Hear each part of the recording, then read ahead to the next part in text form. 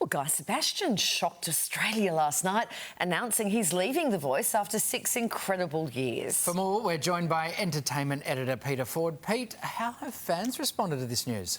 I think a mixture of disappointment, but of course, he's still going to be incredibly busy.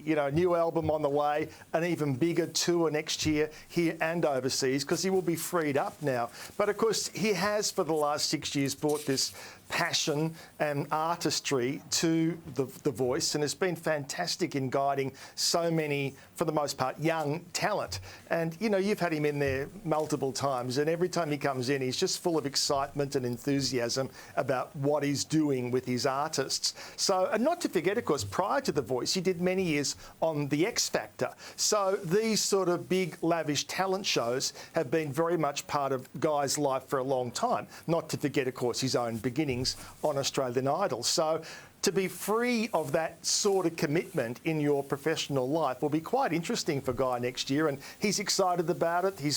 Has nothing but gratitude for the time he's had on the show, and who knows, in the world of TV, you can always make a comeback, can't you? We've seen people leave these shows and then come back after sitting it out for a year or two. So Guy will be busier than ever from here on in.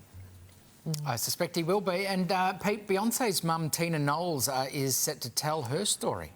Yes, so she's bringing out a book. It's not till April of next year, but the book cover has already been released and some of the hype for it has already started. The book is called Matriarch. Now, I've got to tell you, normally in show business, when you hear about the mother or the father of, or the son or the daughter of writing a book, I always get a little bit excited because you think, oh, this is going to be a sledge. They're going to say shocking things and there'll be incredible revelations about the famous person. That's not happening with this one, because already Beyonce herself has gone onto her social media to talk about how excited she is about her mum's book coming out and detailing her own journey. And it actually is very interesting sometimes to try and understand and see fame through the relatives of the famous people, because often it's not always easy going for them either. So looking forward to Tina Knowles' book next year. Aussie Olympian Ray Gunn, this has been hit by a huge setback. This comes just a day after she announced this epic dance competition. We spoke about it yesterday. What's happened in 24 hours? Well, I guess way back during the Olympics when she hit big, and it was kind of divisive argument, I guess. But I, with a lot of people, said she's going to cash in. She's going to rake in the money, back up the truck now. And she didn't do it. There were no signs that she was out there to make fast cash. However, in late August, she did apply to trademark the name Ray Gunn for various products. Everything from T-shirts to tracksuits to lunchboxes, everything. But she's been knocked back because Ray Gunn has already been taken by other groups. Now, she may be able to fight that. It's taken a long time for her to get the answers, and the answer has been no, you can't use it. So in terms of, obviously she can still be involved in things, as you can see here, the competition that we talked about yesterday, where people who think they can do better will now have a chance to do so.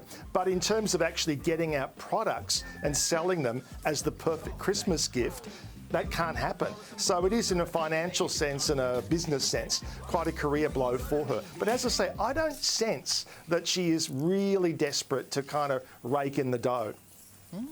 Interesting. And Pete, before you go, how about this one, the iconic outfits from the Nanny coming to Melbourne?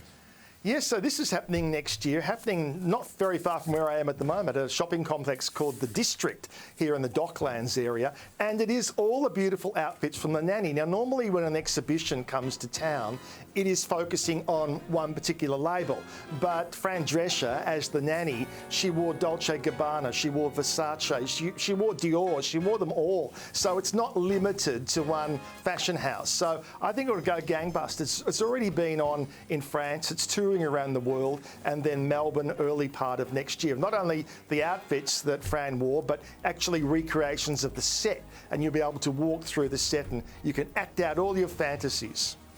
And I've wanted to do that for a long time. See, I paused. You gave a pause so you could throw that in. Too long. I paused a fraction too long. Thank you, Pete. We'll come back to you a little bit later. Bye.